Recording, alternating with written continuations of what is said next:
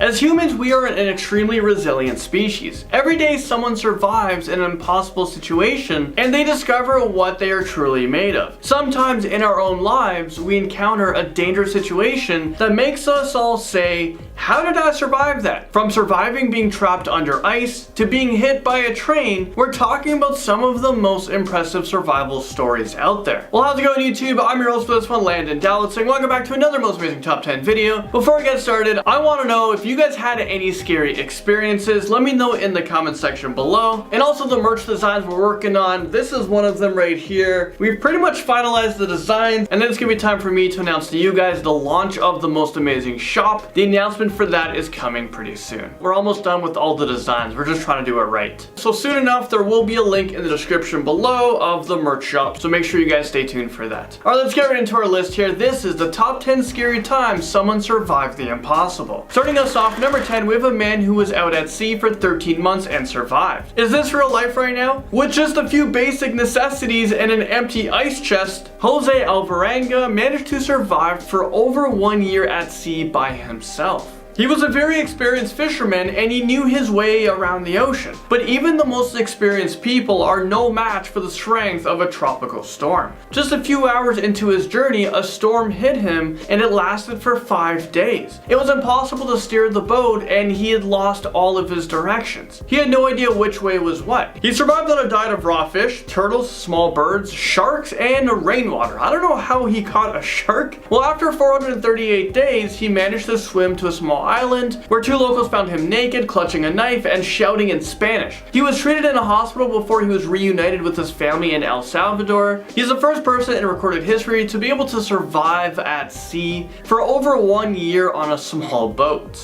A record you really don't want. The man who was forced to drink blood in the desert takes us to number 9. Mauro Prosperi enrolled to participate in a 6-day race through the Sahara Desert. That sounds awful, and I'm not sure why anyone would go out of their way, to sign up for such an intense race, but that's what he decided to do. Well, unfortunately, a sandstorm caused Prosperi to take shelter and camp out for the rest of the night, but when he woke up, he was very disoriented and he realized that he's lost in the desert. Unknowingly, he started to travel in the wrong direction, where he eventually stumbled across a Muslim shrine. He ran out of food and water within the first 24 hours, so he had to drink his own pee. But once he got to the shrine, he saw bats there and decided to drink their blood in order to quench his thirst. So he drank the blood of 20 bats over the course of 3 days, and when he didn't see any signs of being rescued, he tried to take his own life.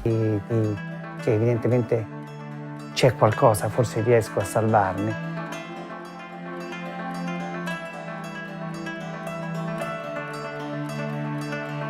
I'm glad he was able to push his limits in order to persevere and survive. He is truly an inspiration. Number 8, we're talking about a woman who survived 42 days without food. I mean, wow, that is actually super impressive. I can't even survive 12 hours without food. Helen Glabin was 21 years old at the time, and she was trying to travel between Fairbanks and Seattle. She decided to save some money and fly with an amateur pilot. I have no idea why anyone would decide to do that. It turned out to be a horrible mistake, well, obviously, clearly, because their plane crashed on February 4th of 1963. They landed in a remote part of the Canadian wilderness, but thankfully Glabin and the pilot managed to survive the crash landing. But they didn't have any survival supplies. They only had matches and a few cans of sardines. The future of them seemed pretty bleak. A week went by and they completely ran out of food. All they have left to survive was melted snow. They were both overweight, so they can survive off their own body fat, and they were able to survive for the next 42 days until a plane finally spotted them. Trapped under the World Trade Center for 27 hours comes in at number 7. This story is remarkable. On September 11, 2001, Janelle Guzman McMillan, well, she was working in her office in the World Trade Center when she heard an explosion outside. As she raced down the stairs, she can literally feel the building starting to collapse around her. So for the next 27 hours, she was pinned underneath the rubble at ground zero until a rescue dog was able to save her. I was just begging and pleading with God to,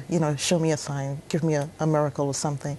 And I put my hand up, and that's when Paul grabbed my hand and called me by name and told me he's not going to let me go. I'm going to be fine. Doctors did tell her that she would never be able to walk again. Well, you know what? She is now defying all odds here because she is now walking and running. This is just an amazing story about human survival and how you can literally do anything that you set your mind to. Because surviving for 27 hours underneath a building, well, that takes a really strong mind. A car and a train come crashing onto this list at number 6. A 46-year-old homeless man by the name of Robert Evans, well, he has had his share of bad luck. In the span of just 7 hours, he was hit by a car and then he was struck by a train. Is this real life right now? First, he was involved in a hit and run when a car hit him while he was riding his bike. He was immediately rushed to the hospital where he was treated for minor injuries. But after being released from the hospital the same day, he was hit by a train as he was crossing the tracks with his bike. I mean, that bike is just so bad luck. He was thrown in the air and he fell 10 feet into a creek below him. He was lucky in the sense that he didn't suffer from serious injuries, but to top it all off, he was given a ticket for trespassing because the bridge that he was trying to cross on is a restricted area. I mean, come on, can't this poor guy catch a break? He should have been given a lifetime supply of train tickets or maybe a new bike, one that's not cursed. Number 5, we're talking about a woman who woke up from a 20-year coma. Sarah Scantlin was only 18 years old when she suffered from a traumatic brain injury. She was hit by a drunk driver when she was thrown into oncoming traffic, and she was hit again. A car likely drove over her skull, and doctors said that Sarah would survive, but she would never wake up again. The damage to her brain was so extensive, and they had no way of knowing is she really there or if the damage had left her in a vegetative state. But 20 years later, when all hope was lost, Sarah actually woke up. Her parents couldn't believe the news and raced to the hospital to talk to their daughter for the first time in 2 decades. Number 4, we have a man bitten by a black mamba snake. It only takes 2 drops of the black mamba venom to kill a human. Their venom contains neurotoxins that slow down the nervous system and eventually paralyzes their victim. Without anti-venom, the fatality rate from a black mamba snake is 100%. So with all of that taken into consideration, how the heck did this guy survive? Well, back in 1998, Danny Pionar was a research student working in South Africa.